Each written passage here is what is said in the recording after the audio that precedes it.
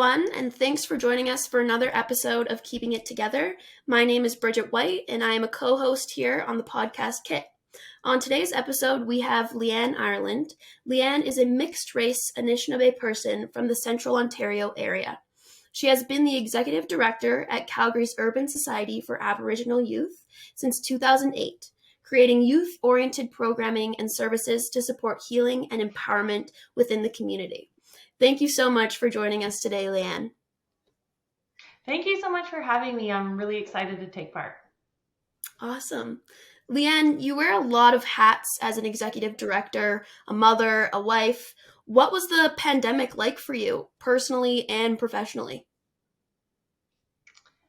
Well, it was really hard, balancing sort of all of these different roles and, feeling like you're not doing your best in all of the roles that you have been able to. And so I had created prior to the pandemic this sort of precarious balance of, having childcare with school and having my son be in like a safe, caring, educational space while I was able to work and all of these things, which then immediately crumbled, right? And so then you're at home trying to be, a mom, a teacher, care provider, and, maintain all your staff. And then thinking of all these new strategies of how you engage your team in new ways that you haven't previously done before. And then how are you going to engage a vulnerable population that has accessibility issues and might not have connectivity and all of these different factors, right? And so it was rethinking literally everything that we had done for the last, 20 plus years in a matter of weeks. And then also becoming a teacher. And my son was in kindergarten. And so it was like trying to balance somebody that needs intense, care and support and attention.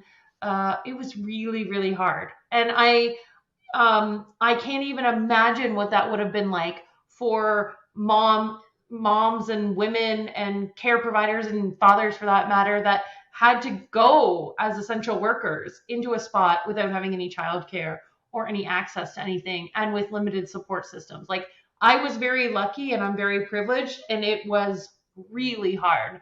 And it definitely impacted how I felt about my role. Like I felt totally inadequate in all the areas of my life, which was a new feeling for me because I've been an executive director for a long time and I'd been a mom for a while, and it really made me feel super inadequate, and that was challenging. And so I also recognized how privileged I was that I could work from home and did have some supports and all of those things. But it was really hard, and it's still hard. It's still hard, balancing all these like new, COVID outbreaks in school and all of these different standards that have changed. It's still really hard.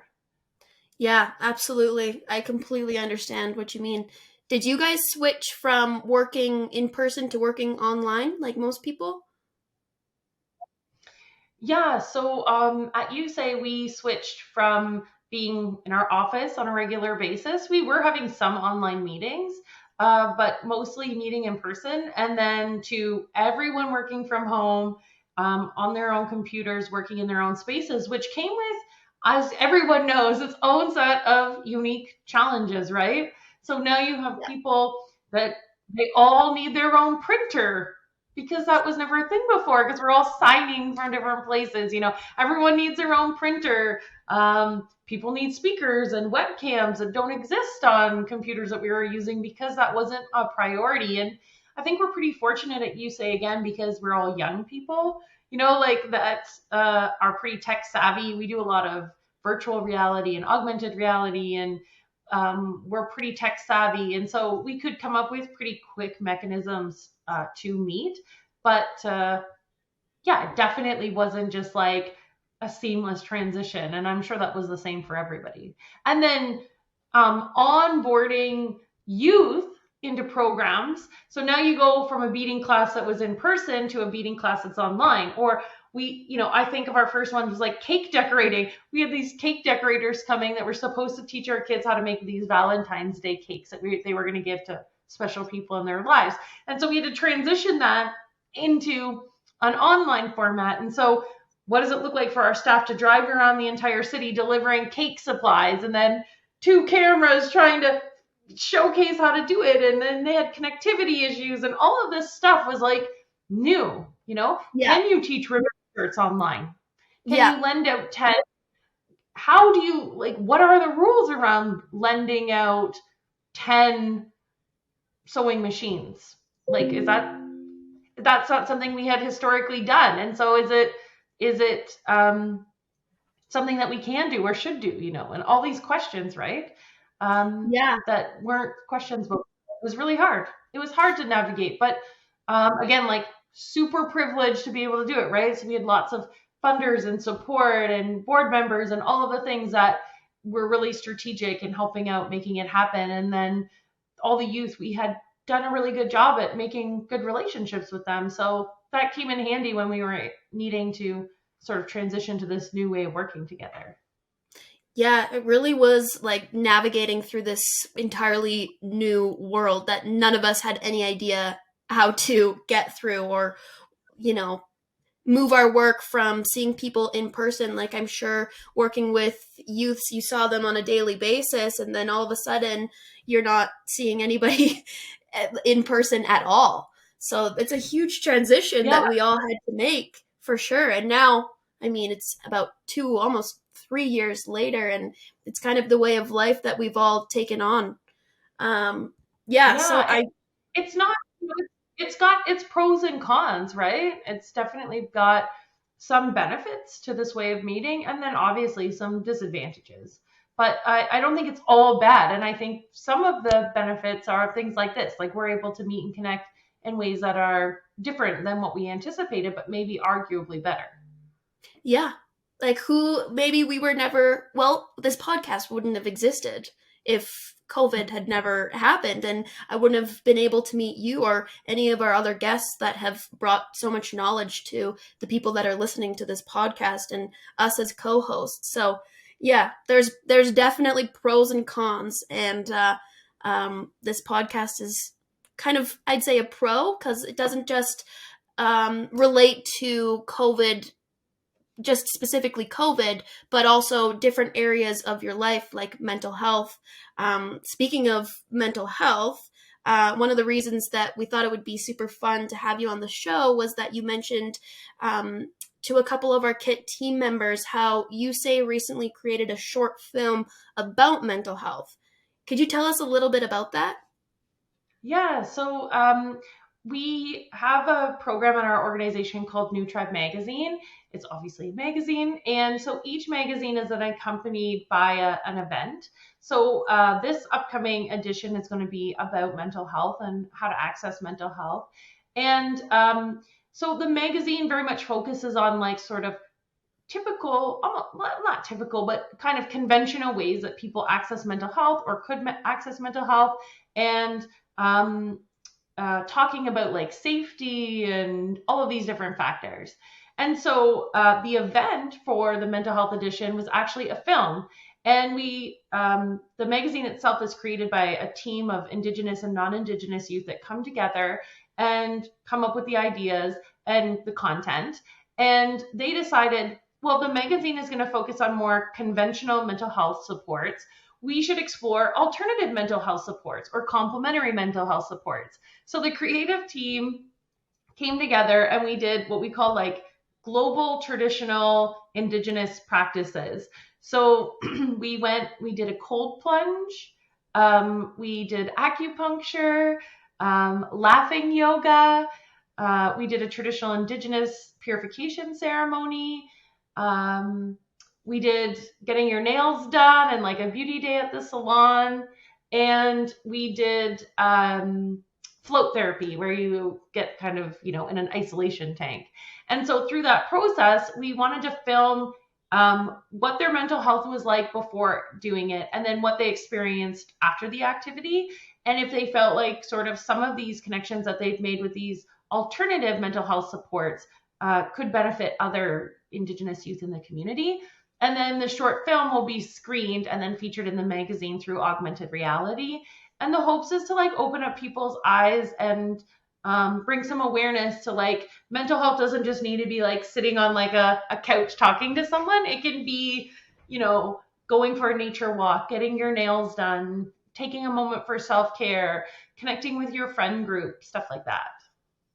That is so on point for this podcast. That's kind of what we're trying to do here. We also, in one of our first episodes, we did a cold plunge as well. We were talking to different people about different things that helped them to get through COVID, also very mental health related. So yeah, like I said, we also did the cold plunge, and we actually did it ourselves, and it's a hilarious video that once it's I did it released. too, and it was crazy. Yeah, where did you guys do it? We did it at Redox Wellness Center. They actually have a cold plunge and then a infrared sauna that you go into afterwards, and it was amazing though. It was so good. I felt amazing afterwards. I felt like there were You guys tangible benefits to doing it. I was the worst one though. I screamed my face off. I hated it so much. You guys did it the fancy way. We went to Ghost Lake, which is a glacier-fed lake just outside of Calgary. I'm sure you would know about it. And we just jumped in and swam, and we had to swim from the dock. I thought we were just going to jump in and then get right back out, but no, there was no ladder on the dock. So the only option was to jump in and swim to shore. So that's what we all did as a team. We all did it together, and it's hilarious because all of us, as soon as you jump in, it's like it takes the breath out of you, and all of us couldn't do anything but scream. And then we're all just swimming as fast as we can.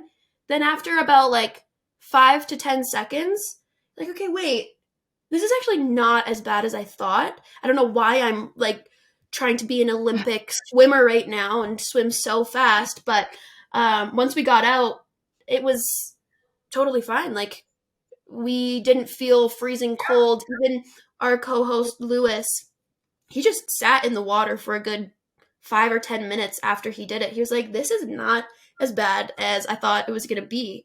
But we've done lots of things like that. So you'll have to check it out when we actually do upload the episode. Anyways, so you mentioned that in that project you have a segment on beauty rituals, like getting your nails done.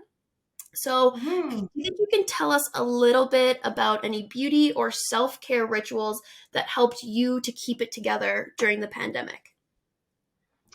Well, one of the things that happened was that I just like stopped wearing real clothes and like doing my hair and all of those things. And I felt like that was like negatively impacting my mood and all of the things, like not having that ritual of taking a shower, blow drying your hair, putting in the curlers, putting on some makeup, and doing all of those things. It impacted how I felt. And then as part of the creative team for the mental health edition, we were talking about how if people live in poverty, they get a lot of criticism for things that are like getting your nails done or buying a coffee or going to a movie. And people are like, well, if you're so poor, then why do you get to do those leisure activities? But then simultaneously saying, oh, self care is important. And then not seeing the ways in which women sometimes do self care, which might be nails or makeup or doing their hair or going shopping or something like that. They see that as not self-care. That's like being frivolous or not being protective of your finances or all of those things. And so as part of the mental health documentary that we were making, or I guess little film, was just about talking about what does self-care look like in terms of like women connecting with other women, because the creative team is comprised mostly of women. And so like women connecting with other women, being allowed to talk about getting their nails done and getting a pedicure in the way of self-care and good for their mental health and supporting their well-being. And then removing sort of some of the stigma around like that if you're not experiencing good mental health, then you shouldn't take care of yourself at all. And so, and like those things are really important. There's tons and tons of research too that supports the fact that like women need to connect with other women.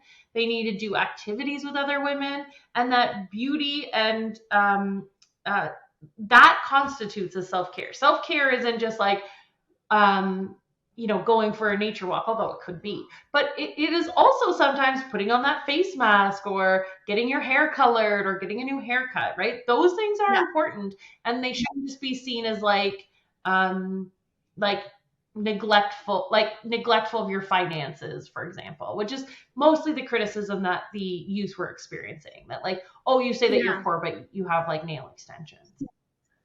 And then Right. like then those youth being like, nail extensions is the only thing I've done for myself to keep my sanity in the last 3 years. Yeah. I'm glad we're So talking yeah, about this. and I'm still stuck in that because I still work from home. I'm still stuck in that mode where I get up in the morning, I just put my comfy clothes on, my sweatsuit, and I don't do my makeup, I don't do my hair. That was like one of my New Year's resolutions for 2023 was to try to get out of that pattern because I do find that if I take the time to get ready, it's kind of I like to think of it as investing in myself, like spending money on nice makeup or going to get my nails done. My mom and I have started to do that together. Going to do that or getting my hair done or going shopping once in a while. I like to think of it as an investment in myself because it makes me feel good. And I notice it when I do have a day where I actually do get ready. I actually do need to get out of the house and I want to look presentable for myself. I notice a big change in my mood 100%. Complete difference. Because I'll look in the mirror and I'll be like, oh, that's nice to look at. I've been used to seeing myself with no makeup and my hair, like, I just threw it in a slick back bun today because that was like the most that I could do with my hair.